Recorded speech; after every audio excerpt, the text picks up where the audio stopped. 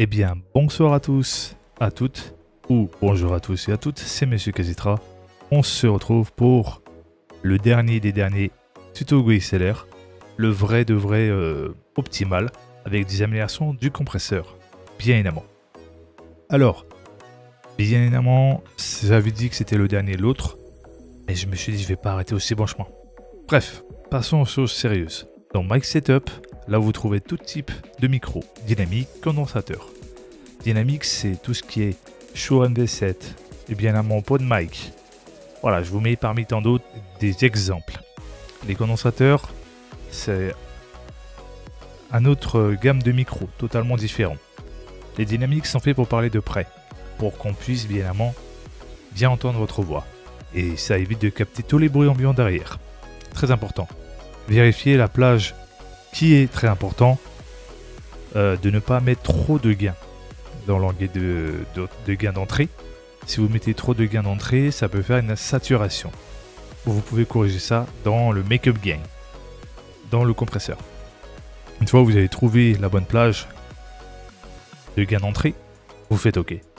Prenez en compte que dans la GoXLR Mini, c'est du 24 volts en alimentation fantôme si vous voulez prendre un condensateur en termes de micro. Si vous voulez vraiment le 48 volts, il faudra prendre la GoXLR standard. Là, c'est un tout autre niveau. Si vous recherchez vraiment le 100% 48 volts pour vos micros condensateurs. Commençons par le gate. Le gate, j'avais vu sur sa vidéo tuto qui date, il avait mis à 50, donc moins 50% décibels et atténuation 50%.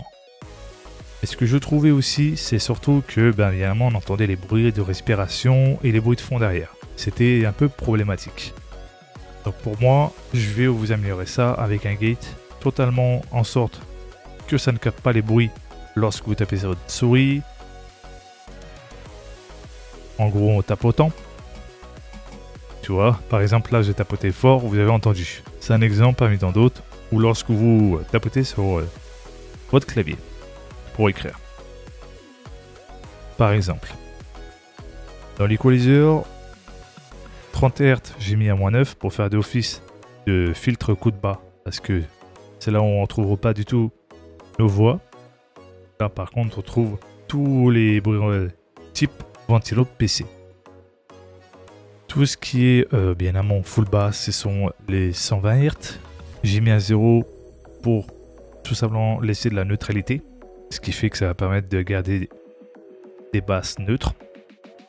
Puisque j'ai déjà une voix, comme vous pouvez voir, grave. Donc j'ai pas besoin d'accentuer les graves car ça peut vite être désagréable à l'oreille. Les 400 Hz, c'est les médiums. Vous pouvez laisser à -2 si vous voulez garder un côté conservateur. Et si vous voulez un aspect un petit peu plus, un petit effet radio, vous pouvez mettre -3 si vous voulez. Par exemple, ici, les 0.8 kHz laissés sur neutre. C'est très bien, au moins vous gardez de la neutralité sur cette fréquence. Bien non, là vous avez de la clarté et le 12 kHz, ce qu'on appelle la voix aérienne.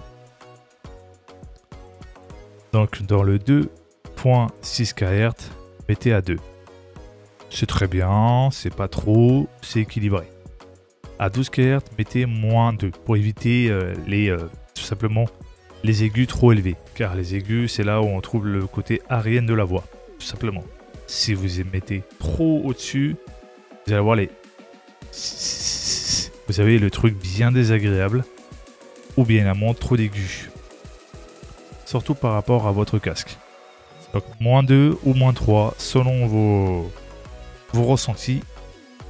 Concernant le compresseur, vous avez le throw qui est à -17 alors que dans sa vidéo elle est tout simplement dans un seuil -15. Mais ça peut être totalement bien pour débuter, -15 décibels.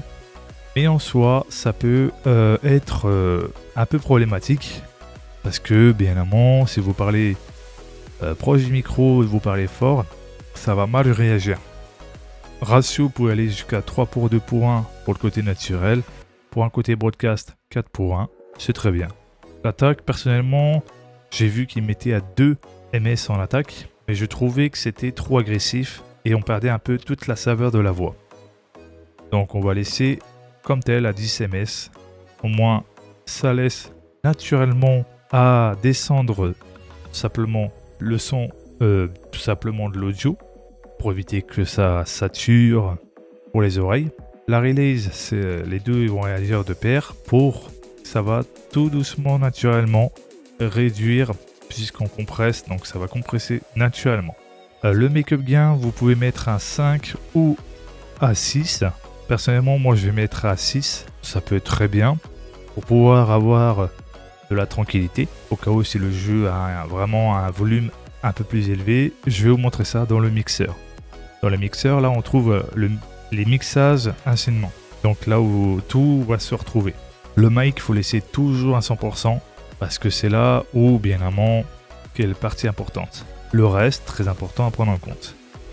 Côté chat, vous pouvez mettre à 86% pour votre écoute à vous, 65% pour les spectateurs qui regarderont bien évidemment votre vidéo ou vos lives.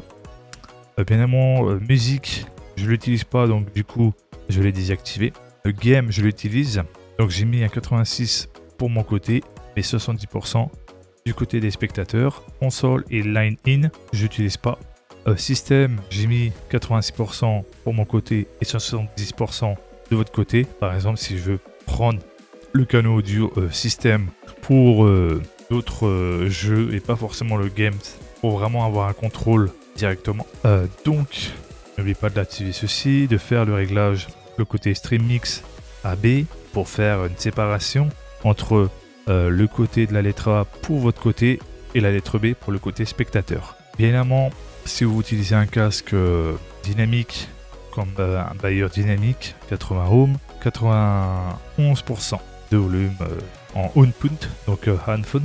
Si vous utilisez des intra-auriculaires, il faudra mettre à 55% et réajuster selon vos besoins tout simplement votre retour casque ici, ici et ici, selon vos besoins. Le reste, pour le côté spectateur, c'est très bien, c'est bien réglé. Le côté, ça par exemple, c'est en gros, par exemple, je vais dire, voilà, j'ai appuyé sur le bouton, ça a censuré par exemple des gros mots, etc.